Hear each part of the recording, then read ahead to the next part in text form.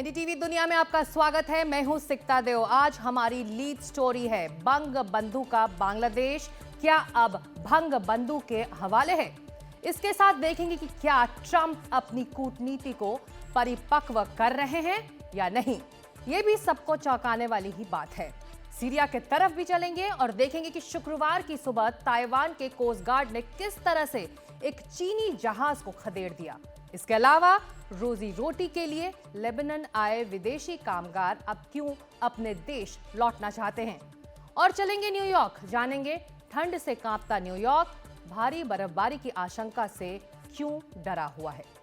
बांग्लादेश में शेख हसीना की सत्ता ही नहीं बदली है और भी काफी कुछ बदल रहा है। बांग्लादेश अपनी उन स्मृतियों को नष्ट करने पर तुला है जिनका वास्ता बांग्लादेश के मुक्ति संग्राम और शेख मुजीब से है।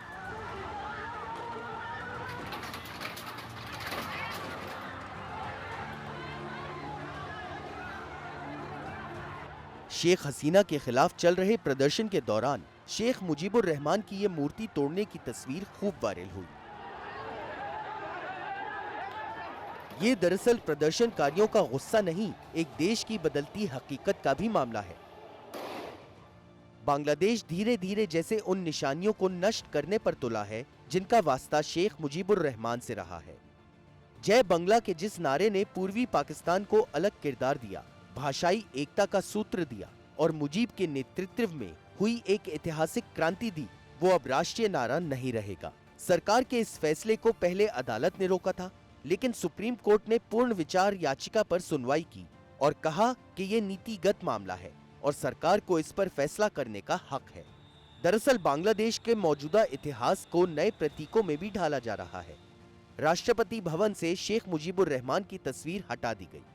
अब बांग्लादेश में 1 टके के नोट से भी शेख मुजीब की तस्वीर हटाने की बात है। यहाँ तक कि वहाँ के अभिलेखागारों से भी मुजीब को हटाने की कोशिश चल रही है। अब वहाँ 15 अगस्त को राष्ट्रीय अवकाश नहीं रहेगा। चर्चा टैगोर के लिखे राष्ट्रगान अमार सोनार बांग्ला हटाने की भी थी। हालांकि अंतरिम सरकार ने काफी पहले ऐसी किसी बात से इनकार किया है। इसी बीच काजी नजरुल इस्लाम को बांग्लादेश ने राष्ट्रीय कवि का दर्जा दे दिया है। बेशक पहले भी वो राष्ट्रीय कवि की हैसियत में थे, लेकिन अब उन्हें आधिकारिक दर्जा दे दिया गया है। लेकिन बांग्लादेश में जो सबसे चिंता की बात है वो अल्पसंख्यकों पर हो रहे हमले और इन हमलों को लेकर सरकार का रुख है। वहाँ की अंतरिम सरकार ये मानने को तैयार नहीं कि बांग्लादेश में अल्पसंख्यकों से भेदभाव हो रहा है।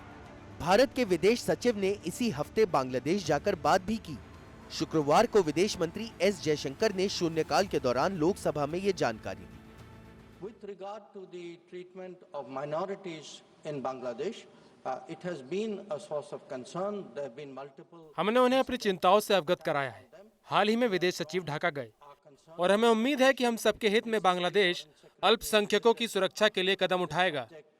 Came up during his meeting, and it is our expectation that, in its own interest, Bangladesh would take measures so that its minorities are safe. ऐसा लग रहा है कि जैसे बांग्लादेश महज आधी सदी पहले का वो अतीत भूल गया है, जब पश्चिमी पाकिस्तान ने अवामी लीग को सत्ता सौंपने से इनकार कर दिया था। तब बांग्लादेश में पाकिस्तानी फौजों ने जो कहर ढाया था, उसकी कहानियां अब भी बची हुई हैं। ढाका यूनिवर्सिटी में जो कुछ हुआ वो इतिहास में दर्ज है। तब बड़ी तादाद में बांग्लादेश से भारत में पलायन हुआ। भारत ने मदद की, बांग्लादेश मुक्ति सेना को सहारा दिया और आखिरकार पूर्वी पाकिस्तान एक नए देश के तौर पर सामने आया। लेकिन ये नया देश जैसे उस पुरानी गोद में फिर से बैठने को तैयार है, जहां उसे बस कांटे, दमन और अत्याचार की सौगात मिली।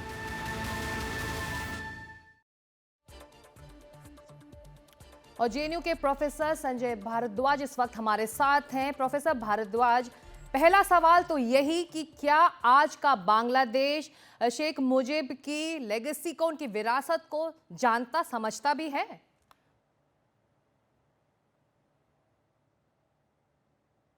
देखिए सिक्ता जी, इसमें साफ साफ बात यह है कि जो अभी जो फोर्सेज वहां पे मजबूत है वो फोर्सेज है जो 1947 की हम फोर्सेज कहेंगे, जो इस्लामिक राष्ट्रवाद की बात करती है और पाकिस्तान के रास्ते पे बांग्लादेश को ले जाने की बात करती है। ये वो लोग हैं जो 1971 में बांग्लादेश का जो निर्माण हुआ था, जो उसके खिलाफ खड़े हुए थे, बांग्लादेश की आज़ादी के खिलाफ थे, वो कोलैबोरेटर्स थे ज़्यादातर, और वो ओल्ड मुस्लिम लीग के विचार में विश्वास करते हैं। और ये उस विचार को दबाने का प्रयास करती है जो 1971 में जो बांग्लादेश की आवाज बना था। वो बंगाली राष्ट्रवाद की बात करते थे, वो डेमोक्रेसी की बात करते थे, वो समाजवाद की बात करते थे, और वहीं पर ही सेकुलरिज्म की बात करते थे। उन सबको दबाने का प्रयास किया जा रहा है। 1971 की जो यादें थी, जो स्पिरिट थी, उसको खत्म करने का पूरा प्रयास किया जा रहा है। वो है वहीं पर ही जय बांग्ला की बात आती है, या संविधान में परिवर्तन की बात आती है। खासकर जो 1972 के संविधान में परिवर्तन की वहां पे जो आजकल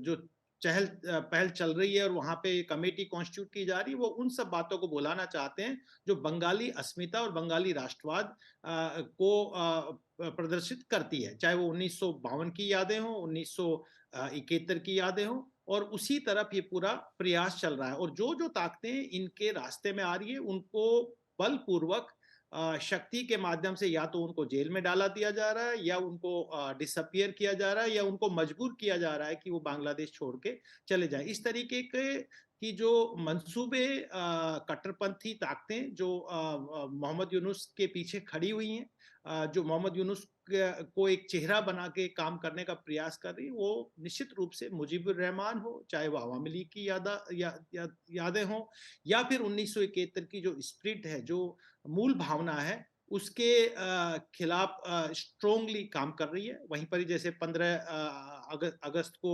मॉर्निंग डे होता है, उसको नहीं मनाया गया, छुट्टी नहीं घोषित की गई, जय बांग्ला की बात आ रही है या राष्ट्रगान की बात आ रही है, वो हर उस कदम को, उस याद को खत्म करना चाहते हैं जो अवामी लीग, मुजीबुर रहमान और बांग्लादेश की आज़ादी से जुड़े हुए हैं। बिल्कुल, एक विरासत, एक लेगेसी को भुलाने की कोशिश की जा रही है, उस पर एक चादर बिछाने की कोशिश की जा रही है। बहुत शुक्रिया हमसे बात करने के लिए प्रोफेसर भारद्वाज। आंकड़ा चौंकाने वाला है, लेकिन संसद में दी गई जानकारी पर आधारित है। पिछले साल यानी साल 2023 में विदेशों में हुए हमलों में 86 भारतीयों की जान गई। इस तरह की घटनाएं साल दर साल बढ़ रही हैं।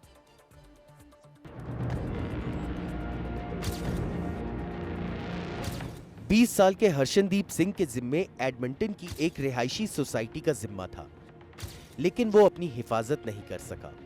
वो जिस सोसाइटी में सिक्योरिटी गार्ड का काम करता था, वहीं एक गैंग ने उसकी हत्या कर दी।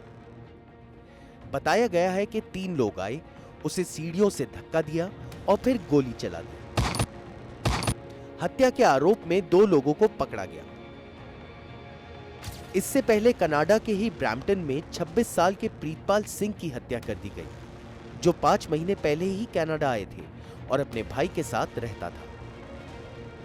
दिसंबर में ही ओंटारियो में बिजनेस मैनेजमेंट की पढ़ाई कर रहे 22 साल के गुरसीत सिंह की हत्या कर दी गई। आरोप उसके साथ ही रहने वाले 36 साल के एक शख्स पर लगा। ये इसी दिसंबर की घटनाएं हैं और एक ही देश कनाडा की है। इस तरह की घटनाएं लगातार बढ़ रही हैं।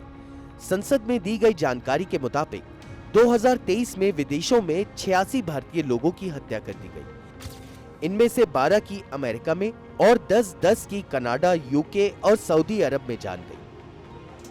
देखा जाए तो हाल के बरसों में इस तरह की घटनाएं काफी बढ़ी हैं। संसद में बताया गया कि 2022 में 57 और 2021 में 29 भारतीय लोगों की विदेशों में हत्या हो गई। इस तरह के हमलों में छात्र भी शिकार बनते हैं।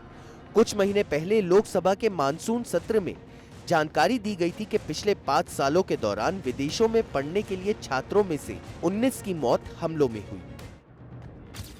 इनमें से 9 मामले कनाडा के और 6 अमेरिका के, और एक मामला ऑस्ट्रेलिया, ब्रिटेन, चीन और किर्गिस्तान का था।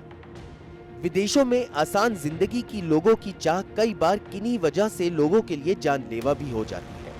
दूर देश में सावधानी ही इसका बचाव हो सकती है।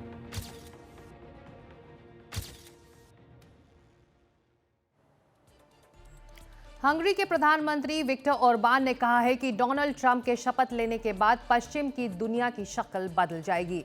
ओरबान ने फ्रांस, जर्मनी और सीरिया की हालत का उल्लेख करते हुए कहा कि दुनिया खतरनाक हालात में रह रही है, लेकिन बदलता समय इंतजार कर रहा है। ज्यादा अहम मुद्दों पर बदलाव होने वाले हैं। दक्षिणपंथी विचारधारा वाले विक्टर ओरबान को ट्रंप का जबरदस्त समर्थक माना जाता है, लेकिन ट्रंप के साथ वो लोग भी आ रहे हैं जिनका राजनीति से कोई लेना देना नहीं है। अमेजॉन ने ट्रंप के शपथ ग्रहण समारोह के लिए $10 लाख देने का ऐलान किया है। कंपनी अपनी प्राइम वीडियो सर्विस पर भी इसकी स्ट्रीमिंग कर सकती है। दूसरी तरफ इंस्टाग्राम और फेसबुक के मालिक मेटा ने भी इतनी ही रकम दी है। हालांकि पहले ट्रंप मार्क जकरबर्ग के खिलाफ अपनी नाराजगी समय समय पर दिखाते रहे हैं।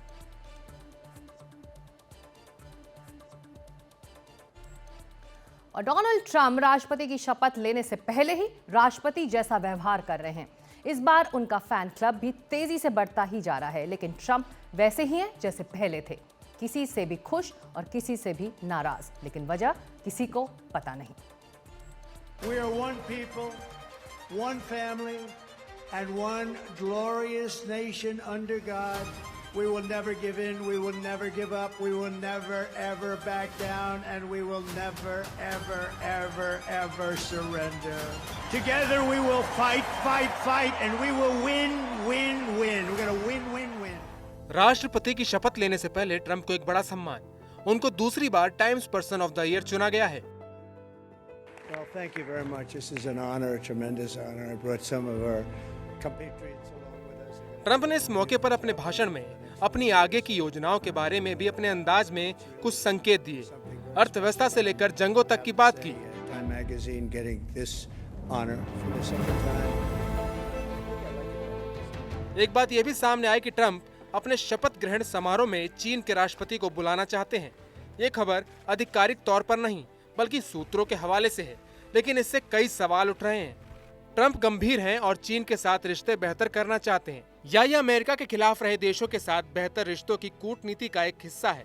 वो कूटनीति को लेकर एक बड़ी लकीर खींचना चाहते हैं, या जो उनकी चौंकाने वाली अदा है उसके तहत सिर्फ चौंकाना चाहते हैं। पिछले कार्यकाल में वो उत्तर कोरिया के राष्ट्रपति किम से मिलकर भी इस तरह के संकेत दे चुके हैं, लेकिन एक तरफ चीन के लिए टैरिफ बढ़ाने की बात है और दूसरी तरफ राष्ट्रपति को अमेरिका आने का न्योता। हालांकि खबर ये भी आ रही है कि चीन के राष्ट्रपति शायद सुरक्षा वजहों से उनके कार्यक्रम में ना पहुंच सके, लेकिन ट्रंप ने न्योता दिया है तो एक बात साफ है कि वो बड़े कारोबारी हैं और कारोबार से ही रिश्तों को आगे बढ़ाने और चलाने की कला उनको आती है। दुनिया भर में जंग रोकने की बात भी इस कूटनीति का एक हिस्सा है। कुर्द परेशान हैं कि सीरिया में नई सरकार आने के बाद उनके साथ क्या होने वाला है, लेकिन कुछ लोगों को उन्होंने खुश होने का मौका दिया है। अपने प्रशासन वाले इलाके की जेलों में बंद कुछ लोगों को उन्होंने रिहा कर आगे की जिंदगी आजाद बिताने का मौका दिया है।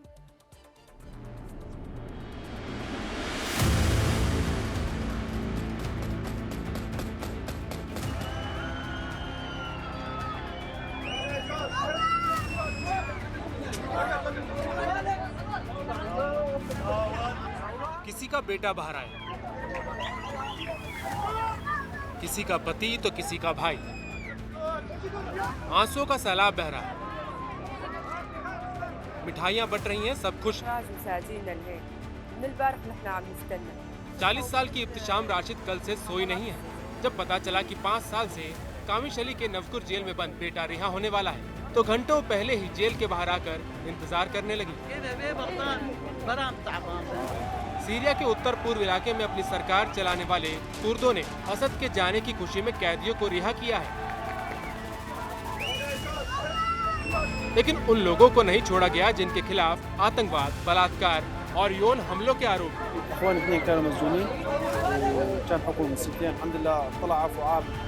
ये लोग भले ही खुश हों, लेकिन इस इलाके में अपना राज चलाने वाले कुर्द डरे हुए हैं।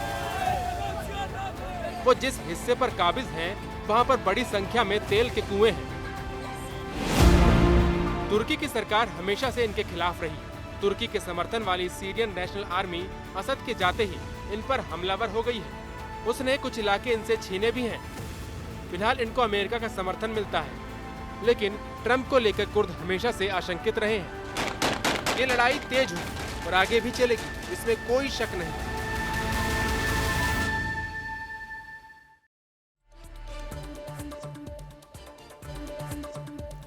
और अब कुछ खबरें जो दुनिया भर में इधर उधर चल रही हैं, जंग से ही जुड़ी हैं, वॉर जोन से।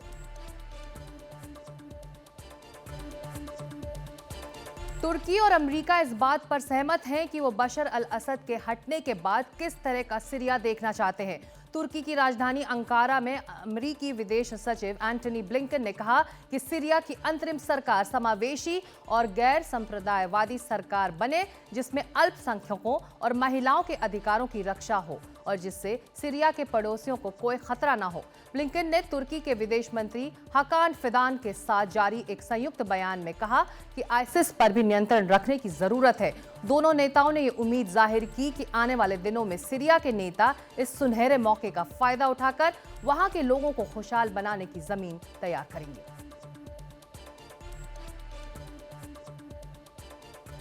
इजराइल की बमबारी, शोषण और यौन अपराध झेलते प्रवासी मजदूर अब लेबनान छोड़कर अपने देश जाने की राह देख रहे हैं।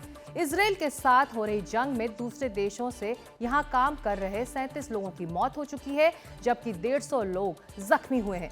लेबनान में दूसरे देशों के करीब 1,75,000 प्रवासी काम कर रहे हैं, जिसमें से संयुक्त राष्ट्र के अंतर्राष्ट्रीय प्रवासियों की संस्था IOM के पास 10,000 प्रवासियों ने अपने देश लौटने की अर्जी दी है। उनमें से सीरिया लियोन की इस्ताबाह भी एक है।